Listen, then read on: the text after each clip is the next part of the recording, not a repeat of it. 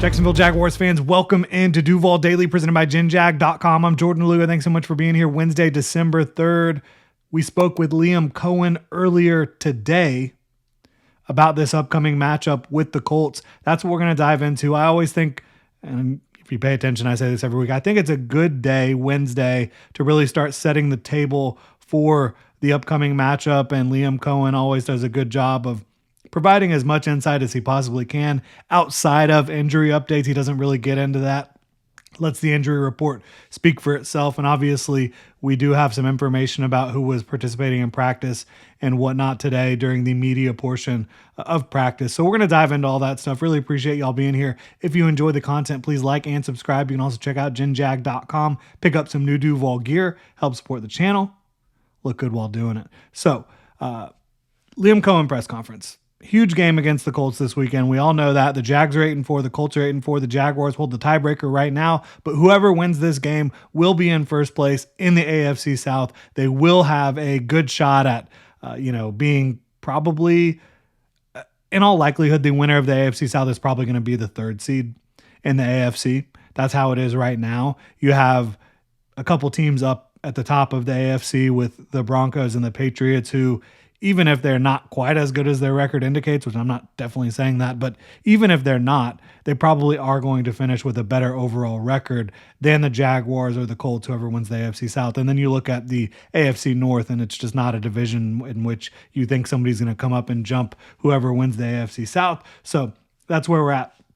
Whoever wins this game will have pole position in the AFC South, and will have a really good chance of being the third seed in the AFC playoff race when all is said and done.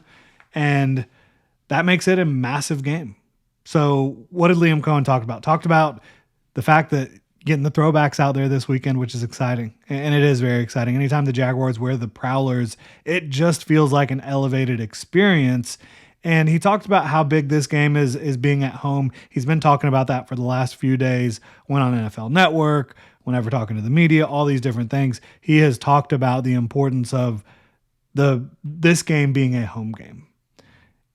And it is vitally important, in my opinion, for the fans to get out there and be loud, raucous, support that team, help the defense. Like, this is the time when the Jaguars have earned fans being out there. I know there's been a lot of times throughout Jaguars history, especially the last 15 years, where they haven't really earned a lot of support. Well, this team this year, being 8-4 after what happened last year with a new regime, all that good stuff, to me, they have earned having a wild fan base out there on Sunday at 1 p.m. And so I'm excited to see what that's all about. Like, I'm going to be out there for sure. You can come say hi if you see me. But it feels like this game being at home really sets up well for the Jaguars, especially because you have another game at home next week against the Jets, a 2-game homestand where if you win these 2 games, you get to 10-4. But yeah, he's excited to have the opportunity for this team to go out and show the fans what it's all about. And they've been doing that recently, no doubt about it. He talked about Lou Anarumo, the Colts' new defensive coordinator. He was with the Bengals for a long time. He is a game plan specific defensive coordinator, which means you can't just watch what he's done the last week, the last month, this season, and know exactly what you're going to get from Lou Anarumo in big moments throughout a game.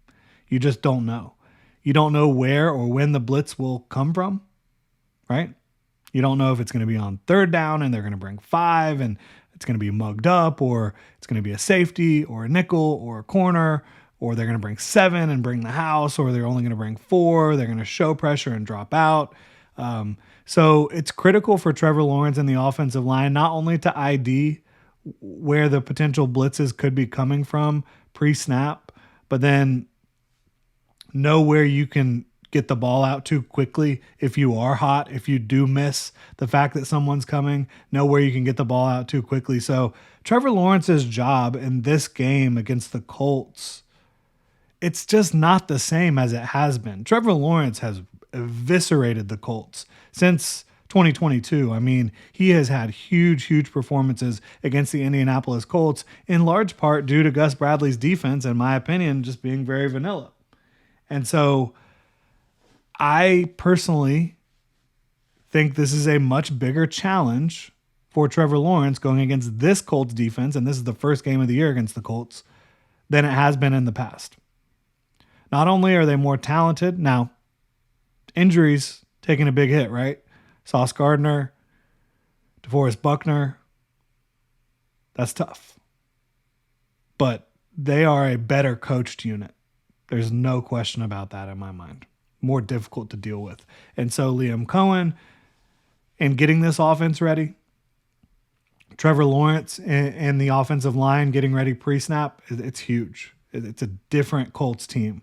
It absolutely is. And speaking of it being a different Colts team, of course, Mark Long, our guy, he asked Liam Coen about, have you ever been a part of a rivalry where a team's won 10 straight games? And that's, the Jaguars have not lost to the Colts in Jacksonville in over a decade, which is crazy. I thought about asking Liam about it, but I was like, I don't want to put the jinx on it. But of course, Mark Long was there to do that for us. So shout out to Mark. But yeah, Liam said he's never been a part of something like that, which it is insane. It's absolutely mind-boggling that the Colts have not won in Jacksonville in over a decade, despite playing here every single year.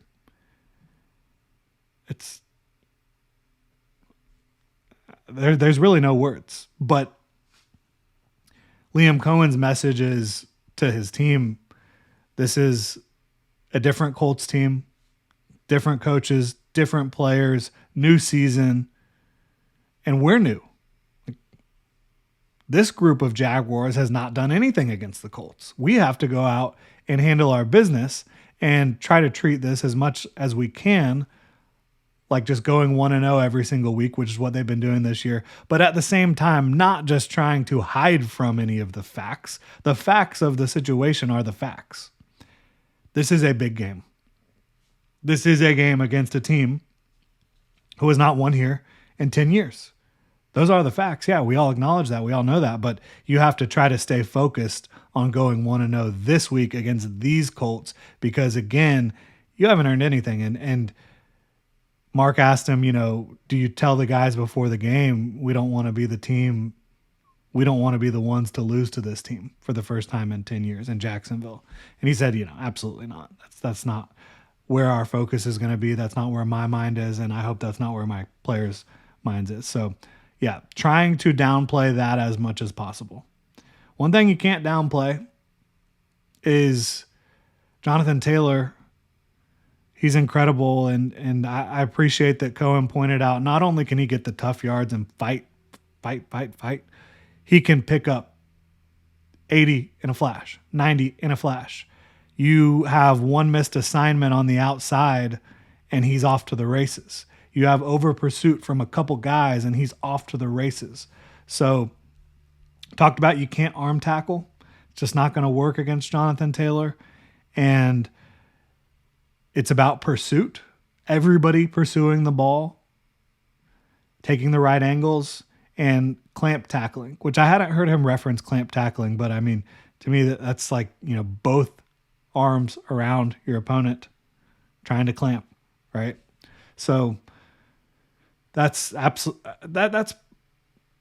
it's low-hanging fruit saying like, the Jaguars have to stop the run, and if they do, they have a good chance of beating the Colts, but I think it's really true.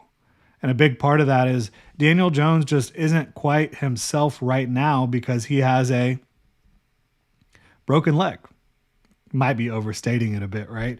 But he has a fractured fibula. Daniel Jones does. And while he's not sidelined because of that, he is really, not the same player. And he's still being effective for the most part, passing from within the pocket. He hasn't been as good over the last few weeks as he was early in the season. But he is a mobile quarterback. He's a big, physical, athletic quarterback. He does not have that right now. He has become a pocket quarterback due to this injury. I think that bodes well for the Jaguars, but he can still dice you up from the pocket if you're not on your P's and Q's in this offense. Liam Coen talked a lot about his balance and just watching the form of him getting into the proper base, maintaining that balance throughout his frame, upper body, and being very accurate. So they still have a good quarterback to deal with, but not the same quarterback that opponents were having to deal with to start this season. When you talk about Daniel Jones, not only being able to be mobile, but the pocket mobility, the escaping the pocket, the actually running with the football, that type of stuff just isn't there as much right now. And it just can't be because of the injury. He was, throughout his career, a very effective running quarterback, and I don't think you're going to see that quarterback on Sunday. Tyler Warren, talked about Tyler Warren, referenced a big-time 4th and 2 against the Falcons where you have a player in perfect position to make a play and they can't because Tyler Warren is that much of a freak. And Tyler Warren, outside of Jonathan Taylor, that's the one. That's the player you just cannot let beat you, and the Jaguars have let a lot of opposing tight ends beat them throughout this year and throughout recent history. He's an unbelievable player. 684 yards receiving so far as a rookie tight end, 4 touchdowns, catches almost everything thrown his way. Really good in the contested catch department as well. It's a tough job, and the Jags have struggled with that, and so that's a player you really worry about. It absolutely is. And they're going to – you've heard Liam Coen talk about these types of tight ends before. I thought overall they did a good job with Trey McBride from Arizona, even though he had like a big day. He didn't destroy the Jags. Like there were no – explosive plays. There were no touchdowns. I think if you can do that in this one against Tyler Warren, that's going to bode pretty well for you. As far as injuries, again, Liam Coen doesn't really talk about that stuff. He lets the injury report speak for itself. But during practice today, Eric Armstead was practicing with a club. He's dealing with a hand injury.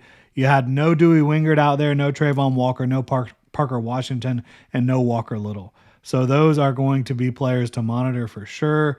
You had a couple other guys out there in the non-contact jerseys. Patrick McCary coming off the concussion. Devin Lloyd, and one other player who I'm drawing a blank on right now. But you'd really like to have Walker. It's too early to rule him out, but I think not practicing on Wednesday after not practicing the last couple of weeks does not bode well overall. We'll keep our eyes on that for sure. Don't forget Club Jaguar tonight, 8:30 on UCF Jaguars channel. It'll be UCF Jaguar. Jason from Jaguars United, myself, chopping it up, talking Jags football from 8:30 to 9:30 live. Come hang out with us, Club Jaguar. Really appreciate y'all tuning in. Have a good one.